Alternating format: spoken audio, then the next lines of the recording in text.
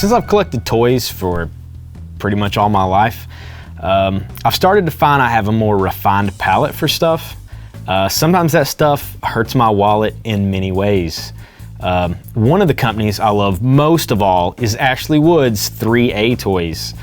For those not in the know, threeA is a company that produces these awesome, dirt-covered, badass 6 scale and 12 scale action figures, and 8 scale. They do everything. Generally from Ashley Wood's designs. They've been licensing a lot of stuff out lately, and he recently got a Marvel license. And the very first figure released from that is this. Classic style, 6 scale, Invincible Iron Man, which we're gonna review right now. Transition. I'm gonna try to knock this out as quick as I can because I wanna play around with it without you people watching me. The box features an awesome bit of artwork of Iron Man by Ashley Wood. Solid box, Marvel on the top. It opens with a magnet enclosure, comes up, sketch of Iron Man inside, which is generally how Ashley Wood sells his products. So just draw something with a marker, people buy it the fuck up, they pay for it, and they wait months and months to get it. Nobody complains, because it's awesome. Really thick, sturdy foam inside the box, covers up the Iron Man. Simply pull out both arm pieces of foam, and this piece, which is sort of holding him in. And the Iron Man is free. Yeah, free enough. Boom. There he is in all his 6 scale glory. A little bit taller than 12 inches, but look at this dude. Full Ashley Wood design, obviously. The trademark stuff threeA is known for. The long robotic fingers with joints. Sort of the arms and legs are longer with torso. All their figures aren't like this, but a lot of the robot designs, like for PopBot and stuff, sort of equal the same amount. The weathered paint, everything about it's just right on the money. Real quick, okay, sculpt, like we talked about, Ashley Wood style. He designed it, they made it, awesome. Paint is the classic colors of red and gold, and lots of little silver and gray bits where it looks like he's been battle damaged or worn or torn and, you know, roughed up. He looks like metal, which is great. Articulation, that's what makes this so interesting. Ball joint head, fully. The collar is actually spring-loaded and pops down so you can push his head forward if he's in flying mode. He's got these big badass jets on there. He has ball joint shoulder, swivel bicep. The shoulder pad is actually jointed, so the piece will fall down here. The wrists are ball jointed.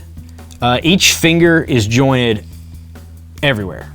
You got hinges at each finger joint, and you have ball joints where the knuckles are.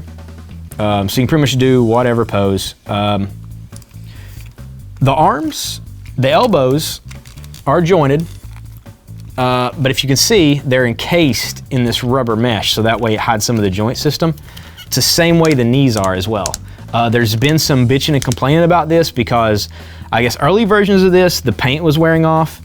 He was delayed for a while. From the way it looks, they've molded the legs and arms in this color, which they should have done in the first place, and then washed over top of it. So there shouldn't be a lot of problem with the paint coming off.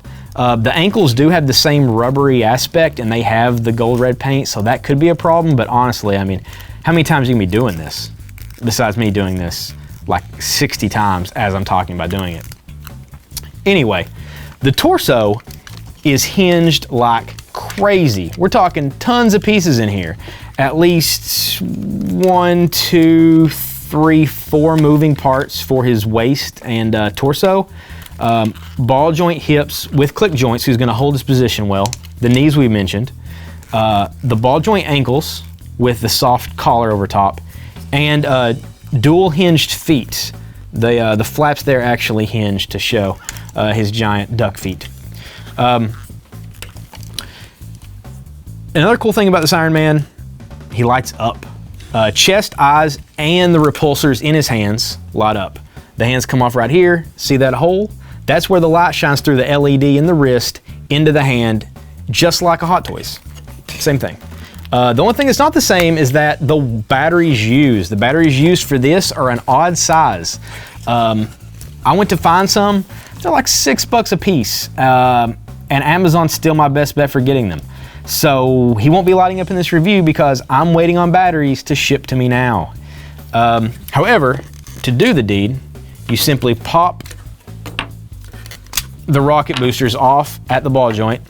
And for those who are complaining, here's a more regular Iron Man. But he's got the 4 ball joints in the back. The on-off switch is up here on his back. This piece pulls out, and that's where you put the batteries in the back. That lights up the chest reactor and the eyeballs. He can be posed pretty easily, and really like all threeA figures. That's one thing I'll say about Hot Toys. Hot Toys are awesome, but threeA toys are just fun to screw around with. And that's how this Iron Man is.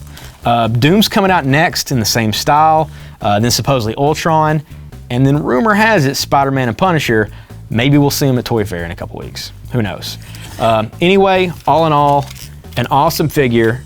He'll run you about 230 bucks. Unlike most threeA stuff, you can actually get him through retailers like your local comic shop and Big Bad Toy Store. And that's your review of the 1/6 threeA Invincible Iron Man.